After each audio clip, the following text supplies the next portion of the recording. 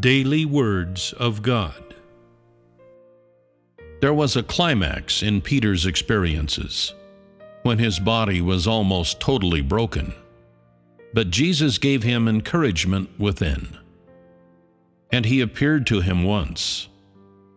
When Peter was in tremendous suffering and his heart was broken, Jesus instructed him, "You were with me on earth, and I was here with you.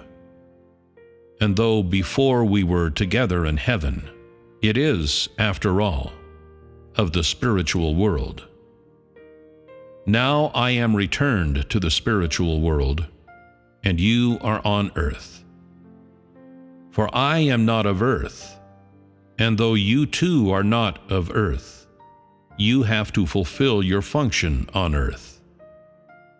As you are a servant, you must do your duty to the best of your ability." Peter was comforted, having heard he could return to God's side.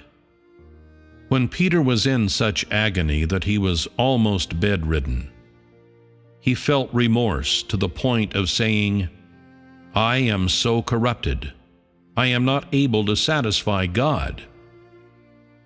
Jesus appeared to him and said, "Peter, could it be that you have forgotten the resolution you once made before me?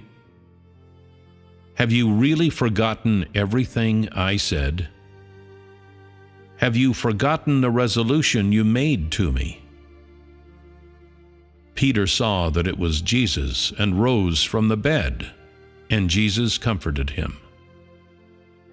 "I am not of the earth, I have already told you. This you must understand. But have you forgotten something else I told you? You are also not of the earth, not of the world. Right now there is work that you need to do. You cannot be grieved like this. You cannot suffer like this. Although man and God cannot coexist in the same world, I have my work and you have yours. And one day when your work is finished, we will be together in one realm, and I will lead you to be with me forever." Peter was comforted and reassured after hearing these words. He knew that this suffering was something he had to endure and experience, and was inspired from then on. Jesus specially appeared to him at every key moment, giving him special enlightenment and guidance, and doing much work in him. And what did Peter regret the most? Jesus asked Peter another question, although it is not recorded in the Bible in this way, not long after Peter had said, "You are the Son of the living God." And that question was, "Peter, do you love me?" Peter understood what he meant and said, "Lord, I once loved the Father in heaven, but I admit I have never loved you." Jesus then said, "If people do not love the Father in heaven, how can they love the Son on earth? And if people do not love the Son sent by God the Father, how can they love the Father in heaven? If people truly love the Son on earth, then they truly love the Father in heaven." When Peter heard these words, he realized his lack. He always felt remorse to the point of tears over his words, "I once loved the Father in heaven, but I have never loved you."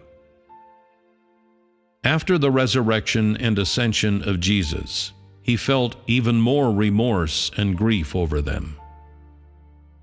Recalling his past work and his present stature, he would often come to Jesus in prayer, always feeling regret and a debt due to his not having satisfied God's desire and not measuring up to God's standards. These issues became his biggest burden, He said, "One day I will dedicate to you everything I have and everything I am. I will give you whatever is most valuable."